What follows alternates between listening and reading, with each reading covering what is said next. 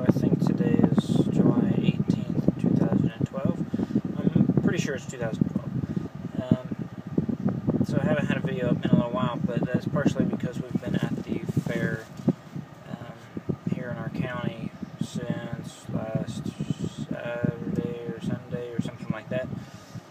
Staying in a camper out there because our oldest daughter was showing rabbits and all, so she made it. This is her first year ever doing it, but she did make it into the finals for showmanship for the beginners for her rabbit, so that's pretty cool.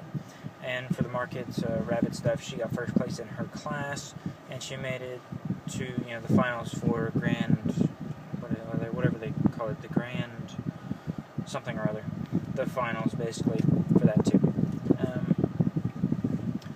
So I haven't had like internet connection to where I've been able to really upload things. I do have my cell phone service and all, but it's really slow and it doesn't always work, and things like that. I'm waiting on my wife to get out of a store right now, buying some lemons and some sugar. Gonna make some lemonade ourselves instead of paying $5 every time we want to buy some lemonade. So, a couple things I've been wanting to talk about that's been bugging me here lately. One thing is, you know how these gas stations, they sell alcohol and they sell tobacco, and they put these signs out front, and they say beer at state minimum, or tobacco at state minimum, and like it's a good thing, and I really don't understand that at all. I know people like their alcohol, and they like their cigarettes and chewing tobacco and all that sort of stuff, but it seems like people make it a priority in their lives, and of course it's going to kill you and can cause cancer and all that, and people know that smoking and tobacco can cause cancer, so they're not ignorant as far as that. However, I do believe there is some ignorance there when I'll talk just a little bit about each tobacco and alcohol. Since I work in the acute care setting in a hospital, I see patients with COPD who have been smoking for years, and people know that smoking causes COPD, emphysema, things like that, lung cancer and all. But what they don't know is what it's like toward the end of your life, even though it's ending early, but toward the end of it, when you can't breathe, no matter what you do, no matter how many breathing treatments the respiratory therapists give you, no matter how many anxiolytics or anxiety medications you get, you still are suffering. You can't breathe. You feel like you can't breathe. You feel like you're smothering. You feel like you're constantly out of breath. Anytime you move yourself, even to move up in bed, you are completely out of breath. So there's that. For tobacco and alcohol, people don't realize what it does to their body. So at least I hope they're ignorant rather than stupidity, because there's a difference between ignorance and stupidity. Ignorance is you just don't know, and stupidity is you know but you do it anyways. So alcohol, of course, can destroy the liver and cause cirrhosis.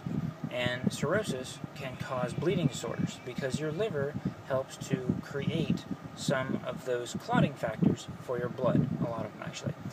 And so when your liver is damaged, it can't do that correctly, so you have bleeding disorders where you bleed way too much, especially surgical procedures, things like that, or you can just bleed out when it gets really severe.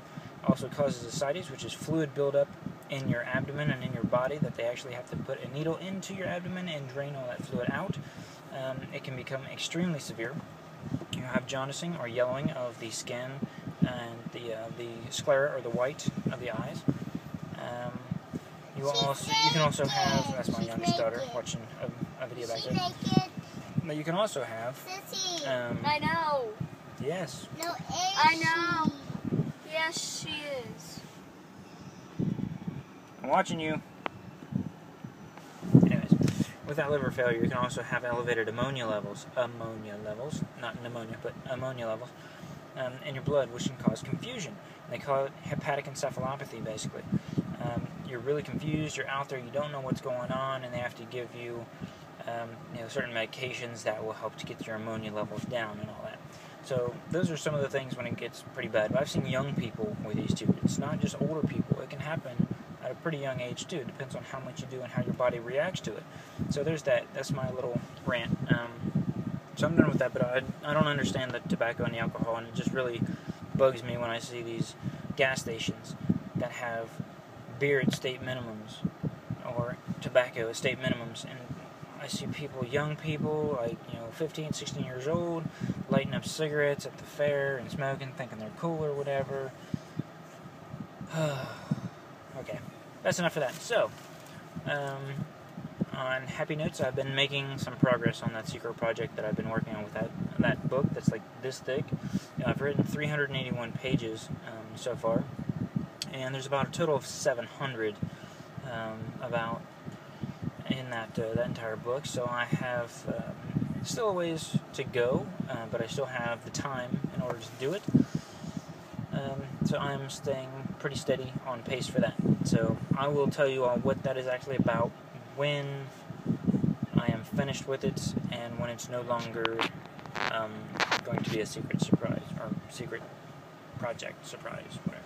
Project. I like that word better. So yeah, there's that. What else? Anything else happen for me? It's hot. It's humid. It's rained a couple times. Yeah, so that's about it. What do you think about the alcohol and tobacco stuff? You may smoke, or you may chew, or you may drink alcohol.